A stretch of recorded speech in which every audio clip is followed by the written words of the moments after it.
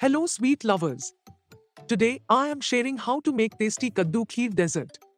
Make it at home and let me know how it turns out for you. Grate 600 grams kaddu after peeling. Afterwards, pour 100 grams soaked rice. Rice should be soaked for 1 hour in a cooking pan. Then add 300 milliliters water and 6 to 7 pieces of cardamom and cook at medium flame till rice gets softened. Now add 600 grams grated pulp of kaddu and mix for a while. Then add 2 liters milk and cook for 10 minutes at medium flame. And then cook for 30 minutes at low flame. Kaddu pulp and rice will soften further, breaks and gets mixed.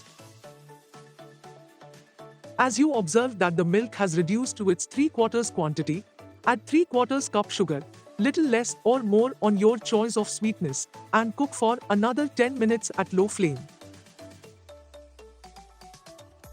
You may remove pieces of cardamom as their flavor has well soaked into the kheer.